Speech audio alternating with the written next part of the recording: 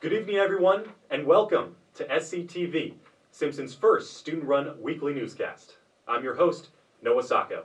And I'm Liv Allen. Thank you for joining us tonight.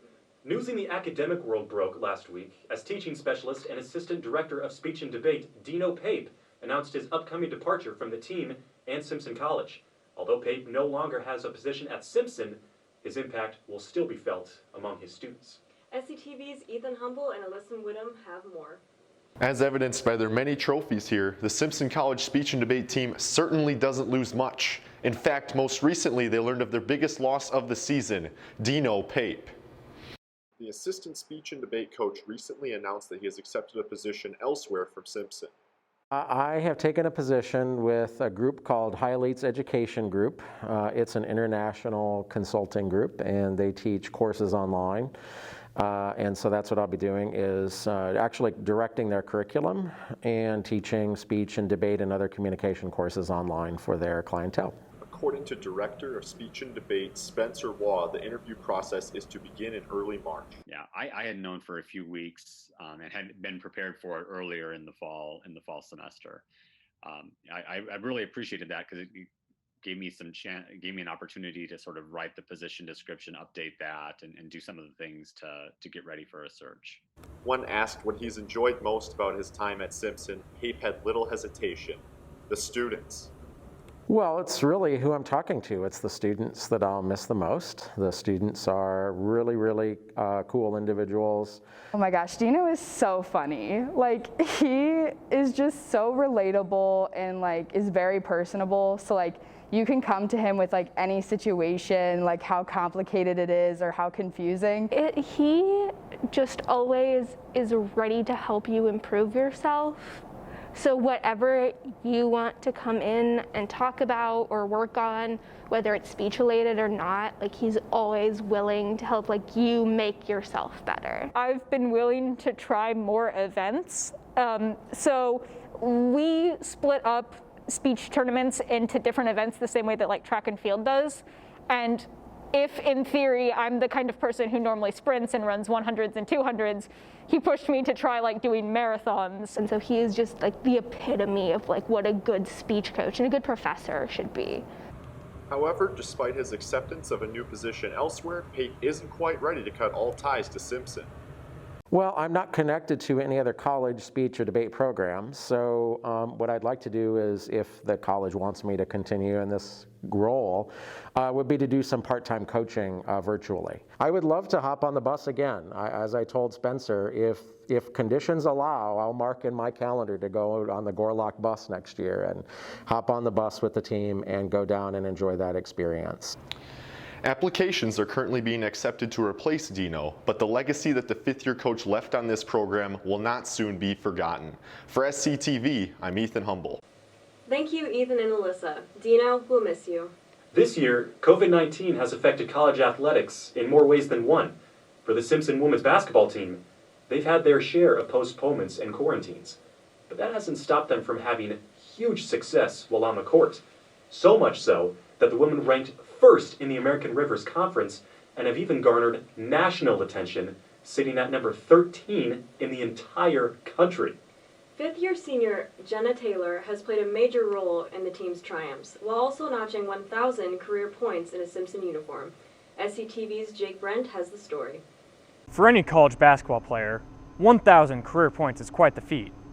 Jenna Taylor recently became the 17th Simpson player to reach that mark, but she is the first to do it during a pandemic. I think it's a testament to just how hard not only I've worked, but also my teammates and how many hours I've spent in the gym with them and coaches. Taylor scored 1,027 points in her career while connecting on 52.7% of her shots. Her 1,000th point, this basket, came on one of her 135 career three-pointers. The accomplishment did not come easy to the fifth-year senior. I was injured my freshman year, didn't play at all, and then I was injured half of last year. The adversity in her career has been overcome by her work off of the court. During the summer, you walk through the main hall of the athletic department, and down in Coles is Jenna shooting, getting a workout in, and she has probably one of the best work ethics of any player I've ever had. She just built that culture within our team, like put in the work, Like she's always asking people if they want a rebounder, or like asking people to get in the gym early and like put in the extra work. With the announcement of NCAA Division III Winter Championships being canceled, athletes and coaches alike are looking for any silver lining that they can find. Anytime you can celebrate anything this season, I think is huge, and this was very uplifting for us. It makes us like recognize the hard work that we're putting in for the past 5 months, and the past off season when we were having to shoot outside and we couldn't even get in a gym is just like really awesome. With a number of postponements due to COVID-19, the rest of the season is a little unknown. Luckily, the Storm will be led by a 1,000-point scorer. From Coles Fieldhouse, Jake Brend, SCTV. What an accomplishment. Thank you, Jake. More in sports, Simpson Wrestling took to the mats in Coles Fieldhouse last Saturday to host their final matches of the season against Luther and Central. The Storm came into the Triangular with a 1-6 overall record, but had a chance to finish the shortened season strong. First match against Luther. Storm down 11-0 early, but a string of 4 straight wins gave the team a late lead. Capped off here by junior Shyler Langley as he wins with a major decision at 174 against Sage Nugent. That's a name. But Luther didn't come to lose. Following 2 straight pins, Walter West makes it 3 in a row with his win over sophomore Colton Kinnison in the final battle of the match. Simpson falls to Luther 29-16, but the Storm would have a shot at redemption against Central in duel number 2, and junior Dylan McChesney came out hot as he wins it in a 10-5 decision against Christian Chavez, making it his 7th win of the season.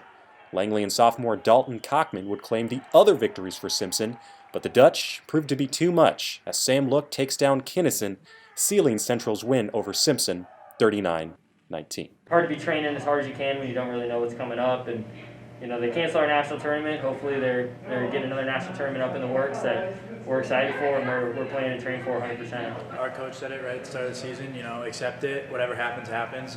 Just keep wrestling. Focus on the next day, one day at a time. Take it. Be happy that you're here. Be happy that you can compete. You know, there's 30 other schools that didn't get to compete this season, so we're just happy to be here wrestling.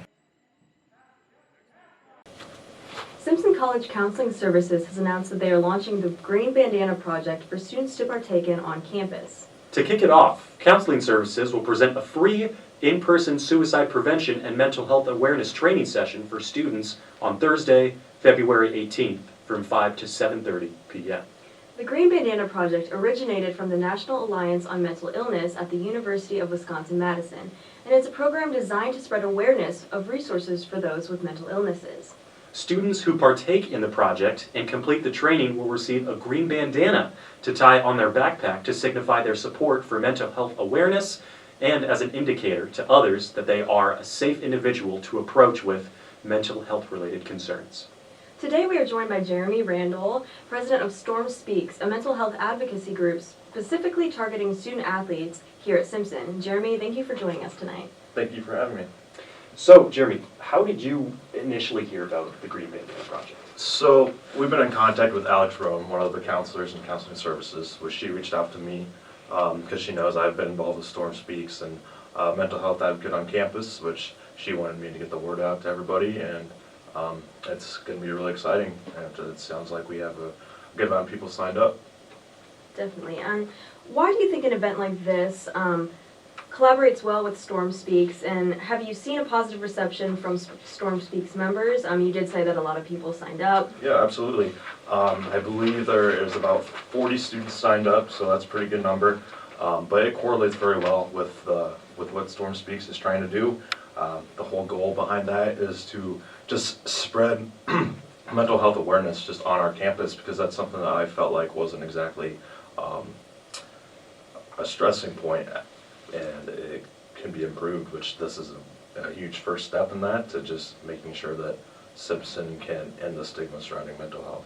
Absolutely. I mean, and in my mobile social class, I in fact cover mental health issues within college athletics. So I definitely know that this is a stigma that is not talked about enough, and it is an issue that really needs to be brought to light. So Jeremy, on a larger scale, Why do you think an event like this is beneficial for the Simpson College campus and really any campus in general? Absolutely. I mean, I think the first step in order to ending the stigma is to spread awareness about the stigma, because you can hear all these things about it, and it is stereotyped. Like, if you talk about mental health, you're weak, you're powerless, you're weird, but that's not the case at all. Especially with this, it proves to people that the people that actually go get help and talk about these problems is that it shows their true strength, which I feel like that's what everyone needs to know. And once people recognize that, they can spread that throughout their lives, and then eventually it just spreads all over. And, Definitely, and I think another key issue is people just thinking they're alone in this struggle, when in reality that's not the case. So many college students especially struggle with some form of mental health or mental illness. So what do you hope some key takeaways from the event will be? I just hope it brings to light how important mental health is in the world, especially right now, considering we're going through a pandemic, which it's been going on for over a year, and the amount of suicides has gone up exponentially. And just by being aware of what these people are going through, you're able to be there for them, and therefore hopefully lowering those numbers and just being a more supportive campus and just society in general. Absolutely. Well said, Jeremy. Well, Jeremy, thank you so much for coming on the show tonight, and we thank you all for tuning in to our first ever SCTV weekly broadcast. Quick special shout out to a few faculty members who have helped us out with this. Professor Mark Siebert, Professor Lisa Carbonelli, Professor Brian Steffen, Robert Overturf, and the entire Simpson student media staff for helping us pull this off tonight. I'm Liv Allen. And I'm Noah Sacco, signing off for SCTV, Simpson College's first student-run weekly newscast. Good night, everyone.